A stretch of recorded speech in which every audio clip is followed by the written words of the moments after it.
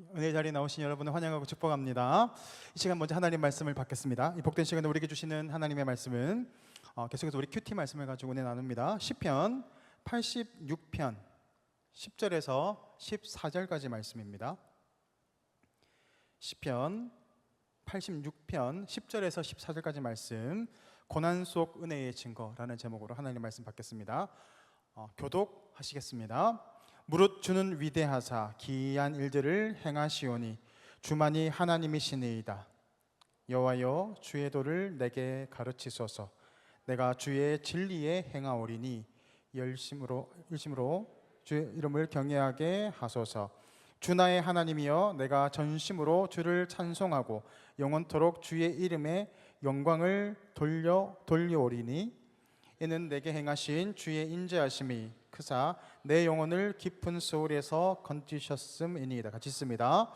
하나님이여, 교만한 자들이 일어나 나를 치고 포악한 자의 무리가 내 영혼을 찾아싸우며 자기 앞에 주를 두지 아니하였나이다.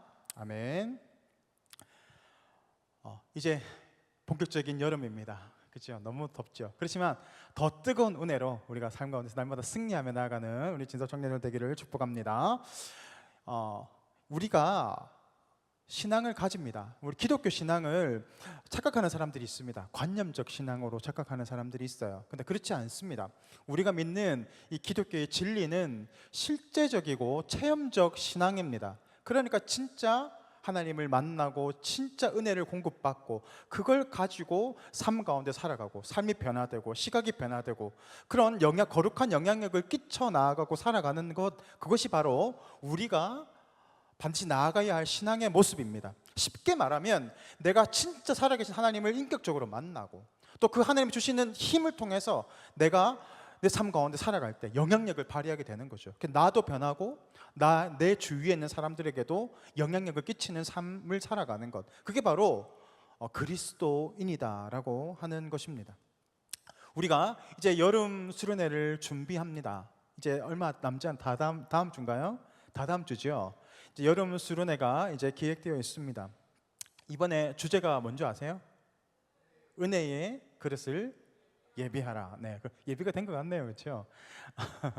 우리가 수련회를 통해서 은혜를 많이 받습니다. 통계 자료를 보니까 중고등부 때 또 청년부 때 하나님을 만났던 사람에 대해서 이렇게 통계를 이제 설문했더니 60%, 70%가 요 수련회 기간에 하나님을 인격적으로 만났다라고 하는 고백들이 많습니다.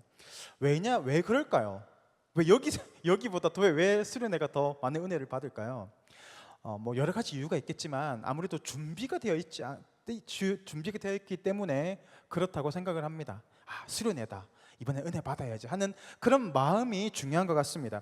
제가 이번에 은혜의 그릇을 예비하라고 했던 이 주제를 가졌던 것은 지금 그때 주실 은혜가 있을 겁니다. 그렇죠. 그렇지만 수련회는 지금부터 시작이에요. 여러분이 지금부터 수련회를 준비하고 마음으로 기대하고 또 기도하고 그렇게 우리가 그릇을 예비해서 우리가 많은 것을 예비하면 많은 은혜를 받겠죠.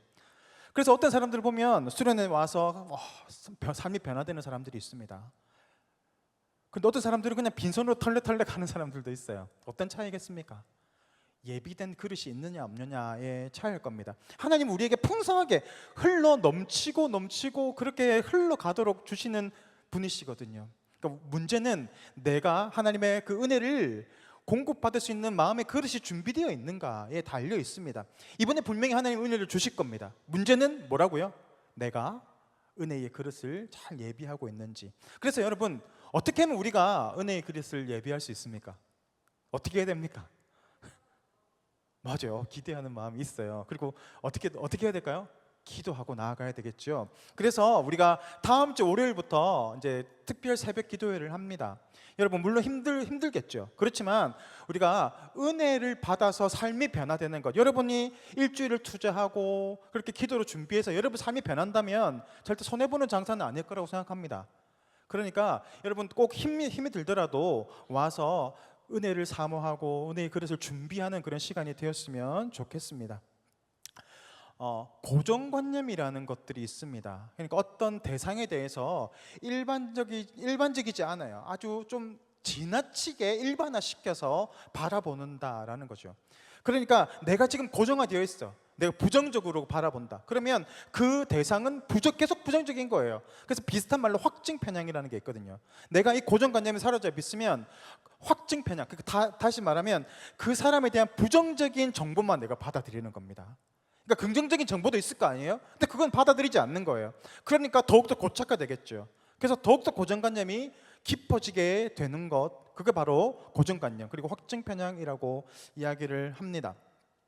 이 유대인들은 신앙에 있어서 매우 강력한 고정관념을 가지고 있었습니다. 그러니까 이 구약의 시각으로 살아간 거죠. 물론 구약의 시대에서는 그렇게 살아가는 게 맞겠죠. 그런데 이 신약의 시대를 살아갔던 사람들이 구약의 시각을 가지고 바라보게 되니까 이 신약이 해석이 되지 않는 겁니다. 받아들일 수가 없는 거죠. 그래서 예수님이 오셨던 그 당시에 계속해서 부딪히잖아요. 예수님이 이제는 신약의 시대, 더 큰 새로운 은혜의 것들을 보여주셨는데 구약의 눈으로 바라보니까 이해가 안 되는 겁니다. 그러니까 자꾸 반목하게 되고 싸우게 되고 결국 예수님을 십자가에 못 박게 되는 결과로 나타나지 않습니까? 그리고 그것은 지금 이 시대를 살아가는 유대인들도 그렇습니다. 계속해서 그들은 예수님을 믿지 않아요. 여전히 구약의 시각으로 살아가고 있습니다. 그러니까 이 복음이 주는 이 풍성한 은혜를 누리지 못하고 계속해서 그 구약에 매여 있고 갇혀 있고, 그렇죠, 율법적이고 성전 중심의 그런 모습으로 살아가는 모습들이 지금 유대인들이 살아가고 있는 모습이기도 합니다. 그래서 고정관념이라는 게 참 무섭습니다. 이 유대인들이 크게 보면 두 가지의 이 중심이 있는데요. 첫 번째는 율법이에요. 율법으로 우리가 율법을 지켜나가야 구원을 얻는다. 근데 그게 아니잖아요. 이제는 율법이 폐하여졌고 예수님을 믿는 믿음으로 우리는 구원을 받게 되었다라고 하는 은혜의 시대를 살고 있지만 그들은 여전히 뭡니까? 수백 가지의 율법을 지키기 위해서 그렇게 힘들게 살아가고 있습니다. 두 번째는 유대인들은 성전 중심의 삶을 삽니다. 왜냐하면 이 성전을 통해서 누굴 만날 수 있어요? 성전을 통해서 하나님을 만날 수 있기 때문에 그렇습니다. 그러니까 새로운 시대가 되었지만 그들은 여전히 이 성전 위주의 삶을 살아가고 있어요. 여러분 혹시 동성동본 금혼제라는 법을 들어보셨어요? 뭔지 아세요? 그러니까 같은 성씨, 같은 본을 가진 사람은 결혼할 수 없습니다. 그러니까 저는 김씨고 경주 김씨예요. 그러면 이 같은 이 본을 쓰는 사람들은 만날 수가 없어요. 그러니까 사랑하는 여자가 있는데 같은 성과 본을 가지고 있어. 그럼 눈물을 머금고 헤어져야 됩니다. 사실 저희 부모님이 그랬어요. 저희 부모님이 둘이 같은 이 성과 같은 본을 쓰셨다고 들었어요. 근데 사랑하잖아. 그거 어떻게? 그래서 이게 거쳤다 그러더라고요. 그래서 결혼해서 제가 나타난 거죠. 근데 많은 사람들이 요 법 때문에 헤어졌어요. 우리는 사랑하지만 어쩔 수 없어. 같은 성과 본을 가지고 있기 때문에 눈물을 먹고 헤어진 거예요. 그런데 이 법은 1999년도에 폐지가 되었습니다. 위헌이라고 결정이 난 거예요. 그런데 여러분 생각해 보십시오. 법이 폐지가 되었는데 여전히 이 법이 있는 줄 알고 우리는 사랑하지만 어쩔 수 없어. 헤어져야 되고 눈물을 먹고 헤어진다면 얼마나 안타깝겠습니까? 그렇지 않아요? 지금 법이 바뀌었어요. 새로운 법이 주어졌어요. 이제 그것은 옛법은 폐지되었고 새로운 법이 왔지만 그걸 모르면 계속 그렇게 불행한 삶을 살아가고 살아갈 수 없는 겁니다. 마찬가지로 유대인들이 그랬어요. 신약의 시대가 왔고 은혜의 시대가 왔습니다. 근데 그들은 계속해서 과거에 매여 있습니다. 구약의 눈으로 바라보는 거죠. 이 성전의 목적은 바로 하나님을 만나고 은혜를 공급받는, 그러니까 하나님과의 교제가 목적입니다. 그런데 이 성전이 어떻게 됐습니까? 지금 있어요, 없어요? 예루살렘 성전이 지금 있습니까, 없습니까? 몰라요? 그 뭐가 하나 돔이 서 있잖아요.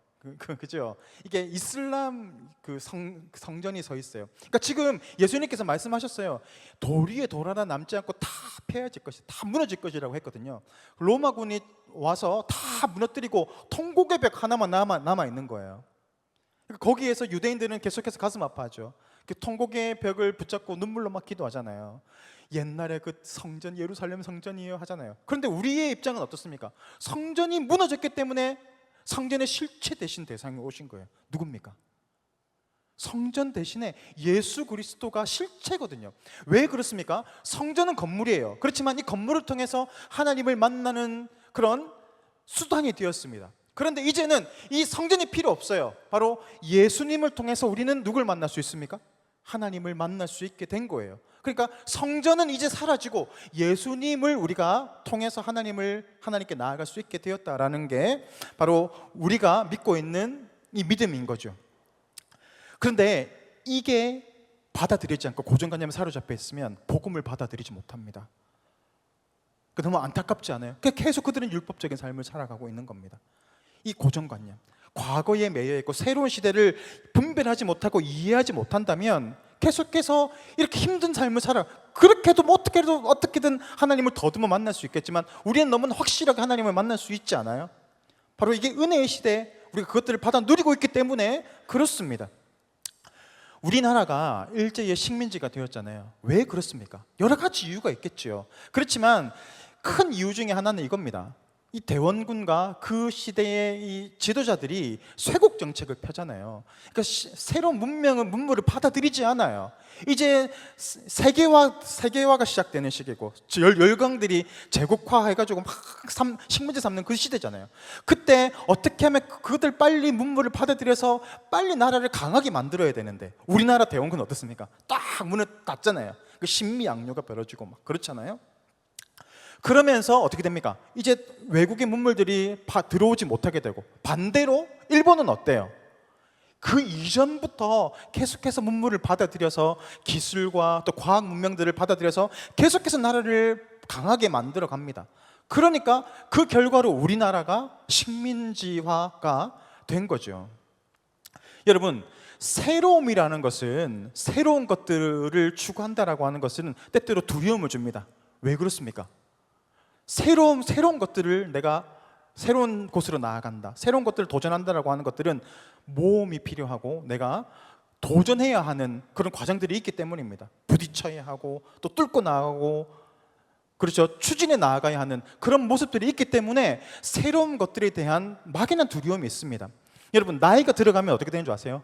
새로운 것들이 싫어.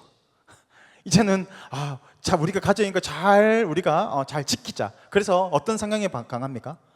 보수적인 성향이 강하게 됩니다. 반면에 이 청년들 막 피가 막 끓어요. 이 바꿔야 돼. 막 그런 게 있어요. 그러면 청년들은 어떤 성향이 강할까요? 그러니까 개혁적인 성향들이 강해요. 제가 우리 진소 청년들을 바라보면 여러분은 어떤 것 같아요? 여러분은 개혁적인 성향이 강합니까? 보수적인 성향이 강합니까? 보수가 강한 것 같아요. 여러분, 보수가 오를까요? 개혁이 오를까요? 이 보수의 입장에서 바라보면 개혁은 나쁜 놈들이야. 근데 개혁 입장에서 바라보면 보수는 답답해. 그런 겁니다. 뭐가 오를까요? 여러분, 우리가 교단이 어딘 줄 아세요? 우리 교단 합동교단이에요. 합동교단이 추구하는 이 신학적인 이 방향성이 있습니다. 뭐냐고 하면 개혁 보수 신앙입니다.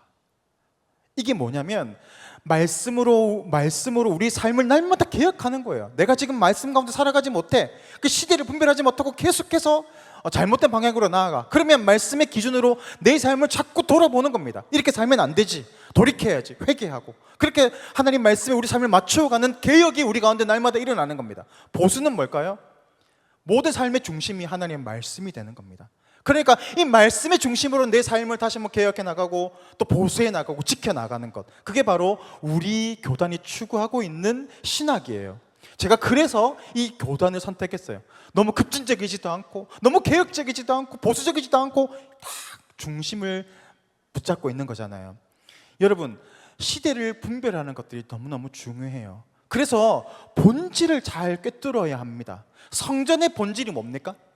성전의 본질, 하나님을 만나는 그 교제, 그거죠. 관계를 맺어가는 것. 예수님이 우리가 붙잡아야 하는 본질은 뭡니까? 결국 예수님 역시도 우리가 하나님을 만날 수 있는 통로가 되기 때문에 그렇습니다. 본질이 이거예요. 그거를 알면 시대가 변하고 상황이 변하고 환경이 변해도 그 본질을 붙잡고 가면 우리는 하나님 말씀대로 개혁과 보수 신앙을 잘 지켜 나아갈 수 있습니다. 근데 이 본질을 바라보지 못하고 자꾸 그 부가적인 것들에 자꾸 마음을 빼앗겨. 그러면 흔들리는 거예요. 이렇게 쏠리는 거죠. 쏠리는 것은 좋지 않습니다. 때로는 지켜야 할 보수가 있고 때로는 개혁해야 할 대상들이 있기 때문에 내 삶을 하나님 말씀의 기준에 맞추는 것들이 너무너무 중요합니다. 그게 바로 지혜로운 사람입니다. 여러분, 우리가 은혜 너무 중요하죠. 은혜 받아야죠. 수련의 은혜 받기 위해서 나가는 거죠. 근데 은혜의 방패는 뭐가 있을까요? 어떻게 우리가 은혜를 받습니까? 여러분, 어떻게 은혜를 받아요? 일반적으로 이 자리에 나와, 예배의 자리에 나와 함께 찬양하고 말씀 듣고 기도하면서 하나님의 은혜를 받습니다. 일반적으로 그렇죠. 근데 은혜는 단지 이 예배 자리에 와야 은혜를 받습니까? 아니지요. 우리가 삶 가운데서도 하나님을 찾고 큐티하다가 은혜 받지 않아요? 저는 큐티하다가 은혜 받거든요. 큐티하면서 그리고 이 교제하면서 이 삶을 나누면서 하나님이 그렇게 역사하셨구나. 은혜를 막 받아요. 간증을 들으면서. 때로는 자연 속에 나아가 저도 은혜를 받아요. 그거를 이 신학적으로 뭐라고 할까요? 자연 계시라고 해요. 자연을 바라보면서 하나님이 살아계시구나. 세상을 이렇게 아름답게 만드셨구나. 세상의 질서를 바라보면서 정말 하나님이 이렇게 질서 있게 이 세상을 만드셨구나 라는 것들 바라보면서 우리는 하나님을 체험하고 더듬어 만질 수 있습니다. 그게 바로 은혜를 받을 수 있다라는 거죠. 근데 우리 어떤 사람들은 거기에 너무 예배에 매몰되어 있어요. 예배가 중요하죠. 그렇지만 그 외의 삶도 너무너무 중요합니다. 중요한 건 뭡니까? 본질이 뭐예요? 은혜를 받기 위한 본질은 이겁니다. 내 신앙의 중요한 점검 포인트가 있는데 바로 이거예요. 여러분도 한번 삶을 점검해 보세요. 나는 지금 예수님과 동행하고 있는가? 여러분 옆에 예수님이 계십니까? 나는 지금 예수님을 사랑하고 있습니까? 그게 본질입니다.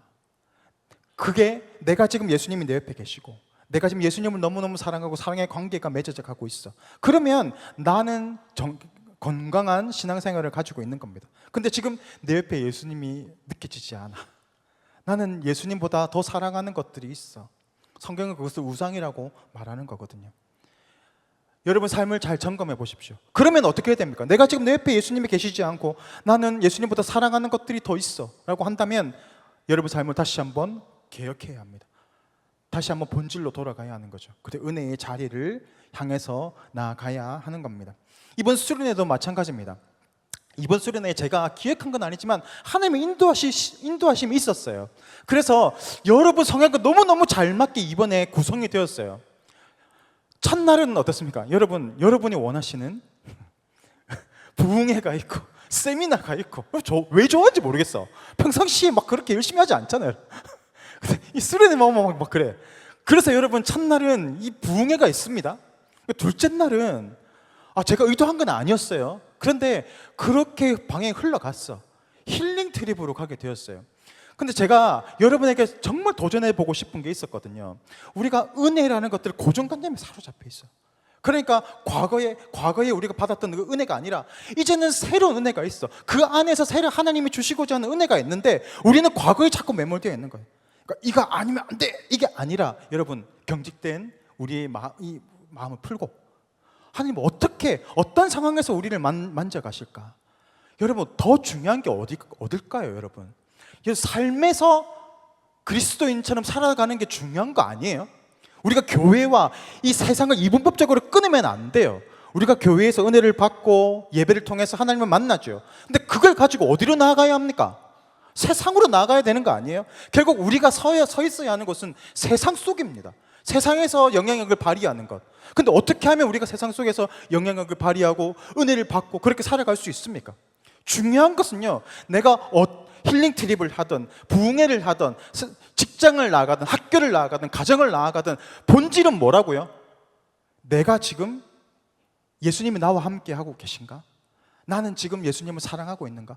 그걸 가지고 있으면 모든 것이 다 은혜가 됩니다. 저는 예전에 이태원 클래스 압니까? 이태원 클래스 있잖아요, 그렇죠? 그 드라마를 보면서 은혜 받았어요.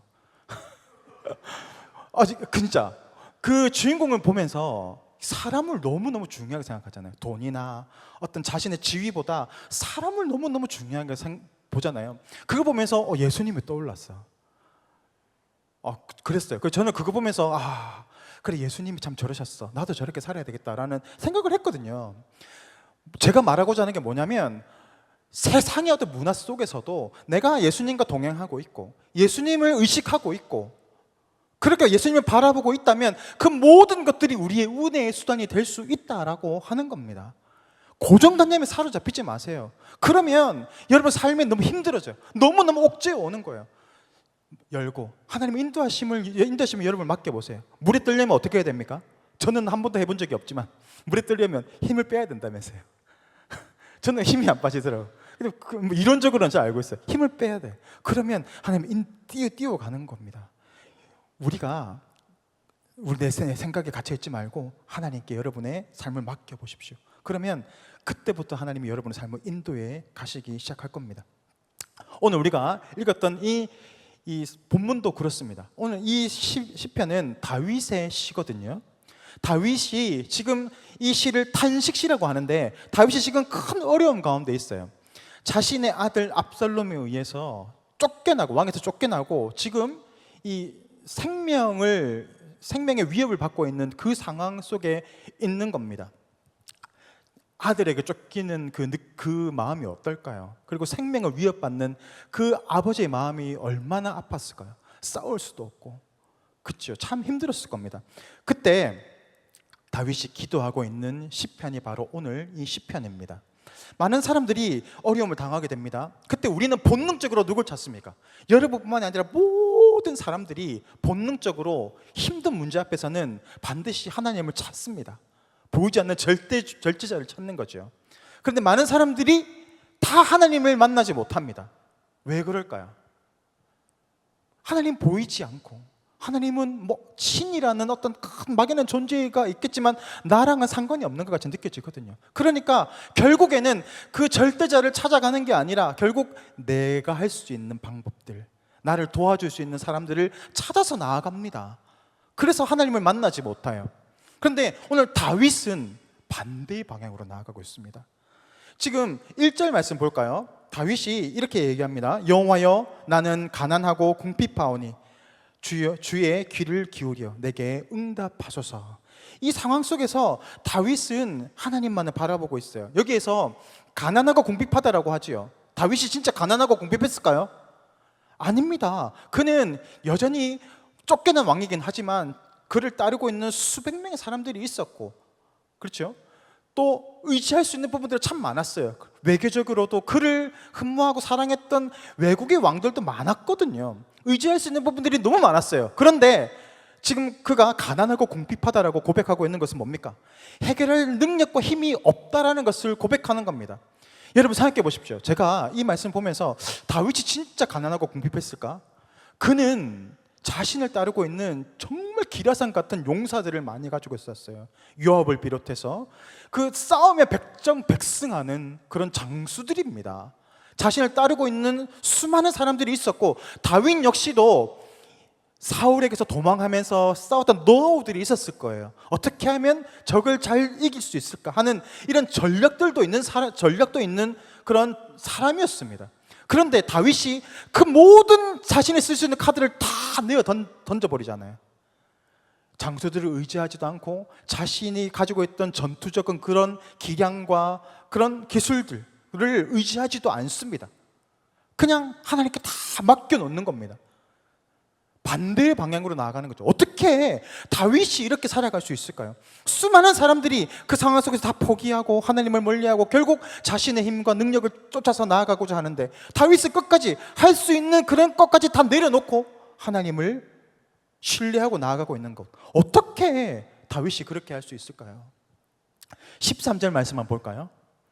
이는 내게 향하신 주의 인자하심이 크사 내 영혼을 깊은 스올에서 건지셨음이니이다. 자신의 과거에 하나님과의 그런 관계를 기억한 겁니다. 그가 사울에게 쫓겼을 때 그는 하나님만을 바라봤어요. 그때 신실하신 하나님이 그의 기도를 들으시고 다윗을 끝까지 보호하시고 결국 그를 사울을 내리시고 다윗을 왕위에 올리셨잖아요. 그런 경험들이 있었죠. 뿐만이 아니라 그가 왕이 되었을 때도 이 마음이 변치가 않았습니다. 그래서 다윗이 항상 전쟁 때마다 기도하는 게 뭡니까? 하나님, 올라갈까요? 말까요? 내려갈까요? 올라갈까요? 언제 올라갈까요? 계속 기다리고 있는 겁니다. 충분히 힘과 능력이 있음에도 불구하고 다윗이 그런 사람이었어요. 그런 관계들이 되었기 때문에 그래요. 신앙은 관계입니다. 신앙 이꼴 관계. 그렇다면 신앙이 좋은 사람은 어떤 사람이겠습니까? 관계가 좋은 사람인 거예요. 관계가 좋다는 것들은 친밀한 관계가 되는 겁니다. 지식적으로 말고 하나님은 전지전능하십니다. 근데 안 친해. 그러면 이게 무슨 소용이 있어요? 하나님은 선하신 분이십니다. 안 친해. 관계가 안 돼. 그러면 내 신앙이 어떻게 될까요? 그냥 결국 내 방법으로 가는 겁니다. 근데 다윗이 이러한 절체절명의 순간 가운데서도 하나님을 붙잡고 나아갈 수 있었던 것은 그가 하나님과의 깊은 관계로 맺어져 있었기 때문에 그래요.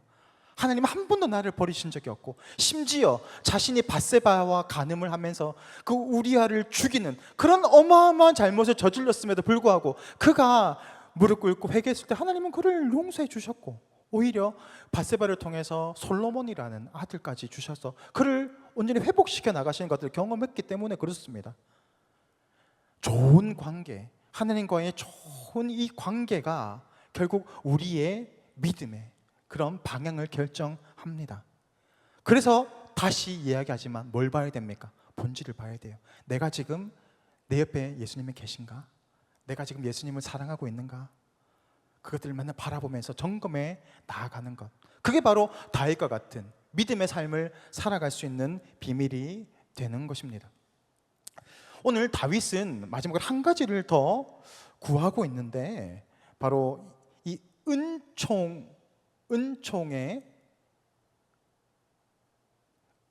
구하고 있어요. 은총의 증거, 그것을 구하고 있거든요. 그 은총의 증거를 통해서 사람들이 내가 하나님과 함께 있음을 바라보며 두려워하고 부끄러워할 것이다 라고 말하고 있는 겁니다. 다윗은 하나님과 이 관계가 자신의 중요한 그 은총의 증거물이었습니다. 그래서 다윗은 지금 이 시편을 통해서 우리에게 이야기하고 있는 겁니다. 여러분들도 마찬가지입니다. 여러분이 삶 가운데에서 승리하고 그렇게 하나님의 인도하심을 받기 위해서는 여러분에게도 이것이 필요합니다. 은총의 이 증거가 필요하다라는 겁니다. 다윗은 그렇지만 하나님과의 그 깊은 관계를 통해서 이런 증거를 가졌지만, 여러분은 어떻습니까? 그런 증거물을 가지고 있습니까? 어떤 증거물을 가지고 있습니까? 로마서 5장 8절 말씀 한번 볼까요? 하나님께 우리에게 주셨던 가장 이 은총의 표적, 증거물이 바로 이거거든요. 자, 이 말씀 우리 중요한 구절이니까 우리 다 같이 읽겠습니다. 로마서 5장 8절 말씀입니다. 시작. 우리가 아직 죄인 되었을 때에 그리스도께서 우리를 위하여 죽으심으로 하나님께서 우리에 대한 자기의 사랑을 확정하셨느니라. 아멘. 우리에게 주셨던 가장 확실한 증거, 바로 자신의 아들 독생자 예수님을 우리에게 보내주셨다. 그것이 바로 우리가 붙잡아야 할 가장 확실하고 중요한 표적이자 증거입니다. 오늘 다윗이 이야기하고 있는 것, 바로 여러분들 이 확실한 표적, 나는 아직 구약의 사람이라서 이런 확실한 표적이 없지만 여러분들은 이 표적을 잡으십시오. 하나님께서 여러분을 위해서 자신 독생자 아들을 아낌없이 보내주셨던 그것만큼 확실한 증거가 어디 있겠습니까? 예수님을 붙잡고 나아가십시오. 그러면 대적들이 여러분을 바라보며 두려워하고 부끄러워하고 결국 여러분을 떠나게 될 것입니다 라고 말하고 있는 것입니다. 여러분은 어떤 하나님을 만나고 있습니까? 지식적으로 우주에 광활하고 광대하시고 전지전능하신 위대하신 하나님, 아니면 우리 목사님의 하나님, 목사님의 하나님 참 좋으신 것 같아. 우리 장로님의 하나님 참 좋으신 것 같아. 우리 부모님의 하나님 좋으신 것 같아. 여러분의 하나님은요? 우리가 은혜의 그릇을 예비하는 이 과정 속에서 우리의 신앙을 다시 한번 점검해 보기를 원합니다. 내 속에 나의 하나님이 있는지, 내가 예수님을 붙잡고 나아가는 이 강력한 표적으로 하나님을 온전히 붙잡고 나아가는 믿음으로 살아가고 있는지 우리를 돌아보는 그런 귀한 은혜의 시간이 될 수 있기를 간절히 소망합니다. 이제 다 같이 기도하겠습니다.